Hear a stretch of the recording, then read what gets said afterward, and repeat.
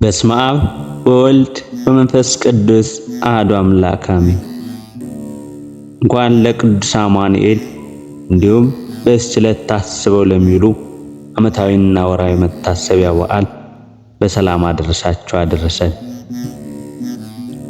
እንደ አምላክ በሚሆን በአብ በወልድ በመንፈስ ቅዱስ ስም ኅዳር 28 በዚች ቀን የሀገረ ኒቅዮስ ኤጲስቆጶስ ቅዱስ ሰረባሞን በሰማዕትነት አረፈ። የቅዱስ በኢየሩሳሌም ሀገር ከሌዊ ነገድ ለሆነ ለእስጢፋኖስ ከዘመዶቹ ውስጥ ነው። የአባቱም ስም አብርሃም ነው። እርሱ የሌዊ ልጅ የዮሴፍ ልጅ ለስምዖንም ወንድም ለእስጢፋኖስ እናት ወንድሙ የሆነ ነው። ለእስጢፋኖስ እናት ወንድሟ የሆነ ነው። በተወለደም ጊዜ በአባቱ ስም ስምዖን ብለው ጠሩት። አባቱም ሲሞት ክርስቲያን ይሆን ዘንድ ወደደ።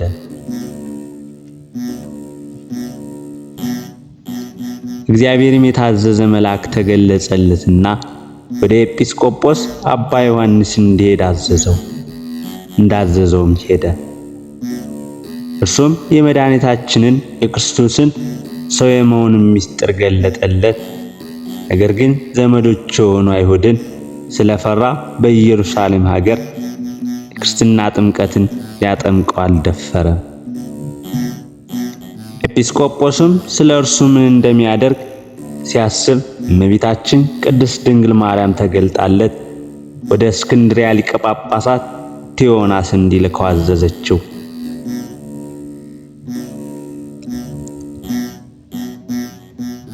ሰረባሞንም እየተጓዘ ሳለ እነሆ የእግዚአብሔር መልአክ ቀደም ብሎ በሰው አምሳል ወደ ቴዎናስ ቀርቦ ስለ ቅዱስ ሰረባሞን አስረዳው።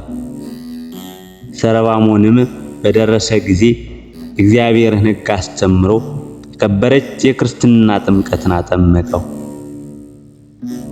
ከዚህም በኋላ ከእስክንድርያ ከተማ ውጭ በሆነች በአባ ሳዊሮስ ገዳም መነኮሰ።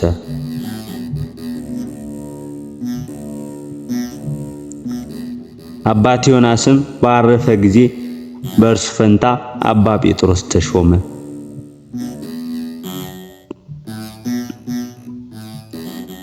ያን ጊዜም መልእክተኞችን ልኮ ይህን አባ ሰረሞንን ወደ እርሱ አስመጥቶ በሊቀ ጵጵስናው ሥራ እንዲራዳው አደረገ።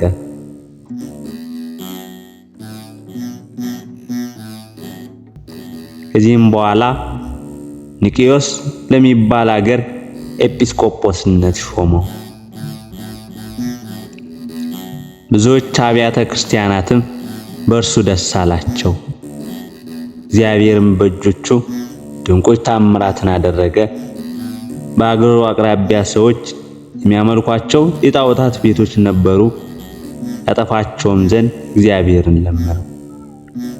በዚያንም ጊዜ ምድር አፏን ከፍታ ወጣቻቸውና በቦታው ላይ ባህር ሆኖ ሸፈናቸው። እግዚአብሔርም ከአገረ ስብከቱ ጣዖታትን እንደመሰሰ ዳግመኛም አብን ወልድን መንፈስ ቅዱስን አንድ አካል የሚያደርግ የሰባልዮስን ስድብ አስወገደ። ዲዮቅልጥያኖስም ክዶ ጣዖታትን ባመለከ ጊዜ ቅዱስ ሰረባሞን የአማልክትን አምልኮ እንደሚሽር ነገሩት። እርሱም ሰምቶ ተቆጣ። ወደ እርሱም እንዲያመጡ ታዘዘ። ሲወስዱትም ከንጉሡ መልእክተኞች ጋር እስክንድርያ ከተማ ደረሰ። ሊቀ ጳጳሳት ጴጥሮስም ወደ እርሱ መጣ። ከእርሱም ጋር ብዙ ካህናት ነበሩ። ሰላምታም ሰጡት። ፊቱም እንደ እግዚአብሔር መልአክ ፊት ብሩህ ሆኖ አዩት። ወደ ንጉሡ በደረሰ ጊዜ በተለያዩ በብዙ አይነት ስቃይ አሰቃየው። ክብር ይግባውና ጌታችን ኢየሱስ ክርስቶስም ያለ ጥፋት በጤንነት አስነሳው። ይህንንም ድንቅ ሥራ አይተው ክብር ይግባውና በጌታችን በኢየሱስ ክርስቶስ ብዙዎች አመኑ። ሕዝቡ ሁሉ በእርሱ ምክንያት በጌታችን እንዲያምኑ ንጉሡ ፈርቶ የእንዴናው ገዢ አርያኖስ ወዳለበት ወደ ላይኛው ግብጽ ሰደደው። በዚያ እንዲያሰቃየውና ራሱንም በሰይፍ እንዲቆርጥ። በዚያንም ወቅት መኮንኑ አርያኖስ የኒቅዮስ ከተማ ወደብ አቅራቢያ በመርከብ ውስጥ ነበር። መርከቢቱም ቆመች። ከቦታዋም ሊያንቀሳቅሷት አልተቻላቸውም። ቅዱስ ሰረባሞንንም አውጥተው ለሀገሩ ደቡብ ወደ ሆነ ቦታ ወስደው በዚያ ራሱን በሰይፍ ቆረጡት። ምዕመናንም መጥተው ስጋውን ወስደው በክብር ገነዙትና በቤተ ክርስቲያን ውስጥ አኖሩት። ከስጋውም ድንቆች ታምራት ሆኑ። ለእግዚአብሔር ምስጋና ይሁን። እኛንም በዚህ አባት ጸሎት ይማረን፣ በረከቱም ከኛ ጋር ትኖር ለዘላለሙ በእውነት አሜን።